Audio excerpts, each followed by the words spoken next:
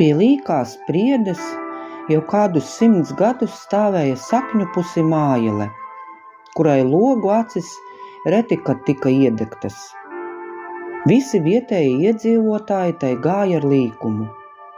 Mazie bērni, vēl lāgā nemākot runāt, zināja, ka uz to pusi nedrīkst skatīties, kur nu vēl iet. Tas viss bija tāpēc, ka šajā drūmajā vietā dzīvoja vecs vīrs ar lielu baltu suni. Izskatījās, ka šie abi arī ir ja ne 100 gadus veci, tad tuvu tam. Vecajam vīram bija glūnošs skatiens, gari, taustekļiem līdzīgi pirksti un tikpat saliekta mugura kā suņa aste. Suns bija liels, kādreiz bijis balts, jo to varēja tikai nojaust. Baltais spalvu krāšņums bija duļķaini pelēks. Acis gan vecā vīra sētas sargam bija tādas siltas, dziļas, kā 2 tikko izceptas pankūkas svētdienas rītā. Visvairāk atturēja no sarunām ar veco vīru tas, ka viņš vienmēr par visu bija neapmierināts. Tad vasara par karstu, dienas par īsu, putni par skaļu. Kā tautā saka, burkšķ visu laiku. Vecais vīrs, lai kur ietu, viņam vienmēr uzticīgi sekoja baltais suns. Agro rīta rāmumu kā uz pusēm pārgrieza kaut kur ārā dzirdama dziesma. Vecais vīrs pacēla galvu no spilvena. Varbūt izlikās? Nē, tur tiešām kāds atļāvās dziedāt un vēl no rīta. Dziesma neapklusa. 100-gadīgais mājas staimnieks izteberēja ārā un sažmiedis saulē apžilbušās acis meklēja, uz kura varēs sākt savu dienu, izrādīt neapmierinātību, pie tam tādā piepaceltā tonī tā teikt. Sev par pārsteigumu vecais vīrs ieraudzīja, ka kaimiņmājā dzied jauna meitene.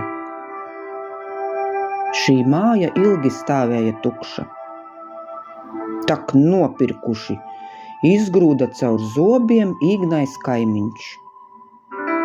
Lielais suns gan izrādīja patiku pret meiteni, to varēja saprast pēc suņu valodas, astes luņcināšanas.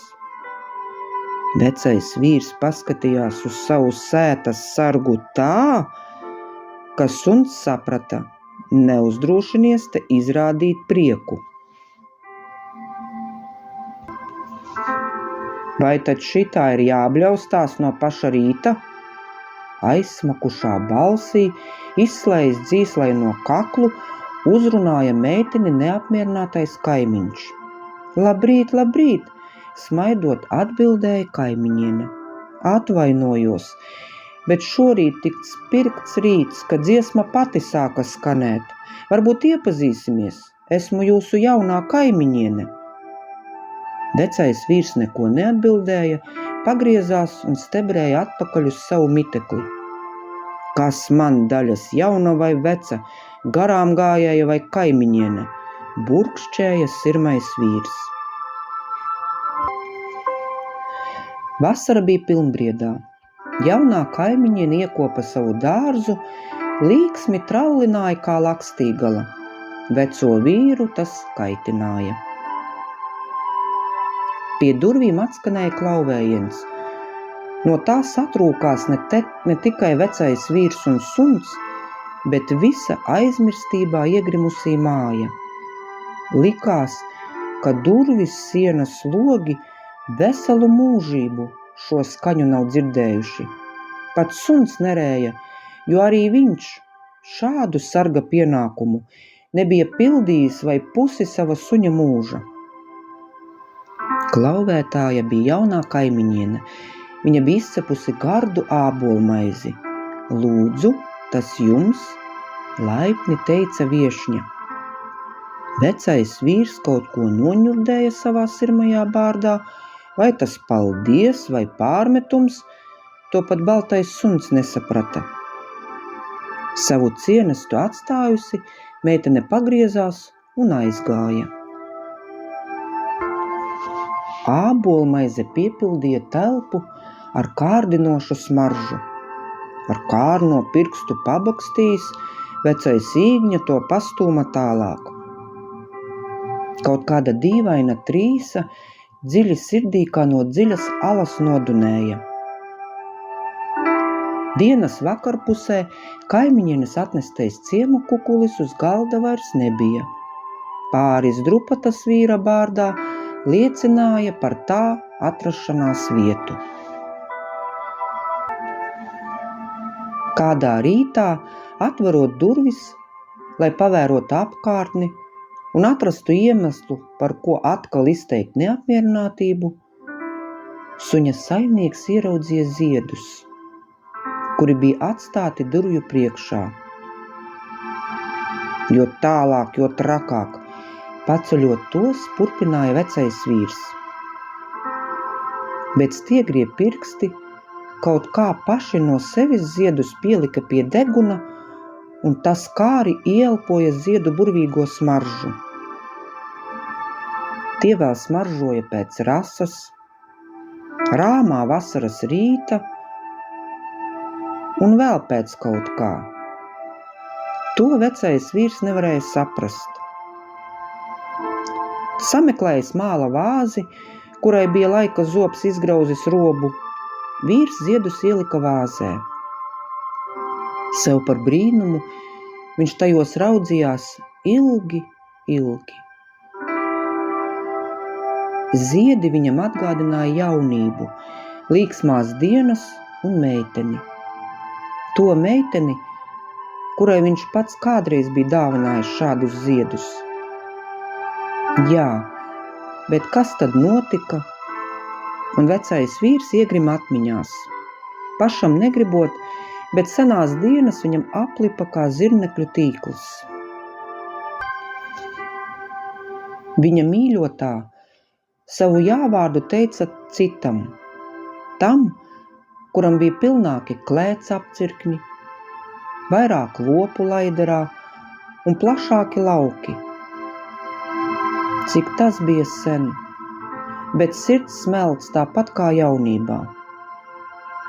Rīta rasa no atnestajiem ziediem bija iekritusi vecā vīra acīs, un tur nepielūdzami tagad mirdzēja. Gaišās bizes, skaistās acis un skanīgā balss. Tas viss bija viņa mīļotajai. Tā savādi palika ap sirdi, smeldzīgi, vientuļi. Sirmais vīrs jūta, ka istabā paliek smacīgi. Viņš kopā ar savu uzticamo draugu izgāja pagalmā. Vīra skatiens bija uz jaunās kaimiņienes pusi. Šobrīd viņa rosījās savā pagalmā. Mana jaunība, gaišie mati, skaistās acis un skanīgā balss. Vīrs sev par brīnumu atzina kaimiņienes līdzību ar savu mīļoto.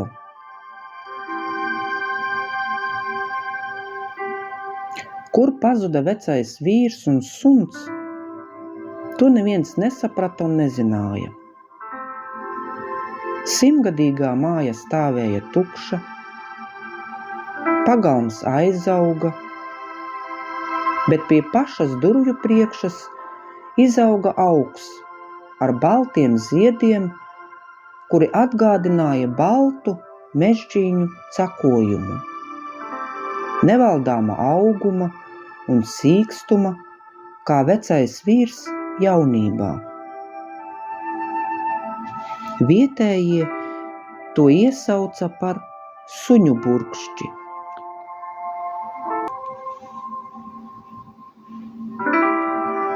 Šo pasaku sarakstījusi un ierunājusi Dace veikša.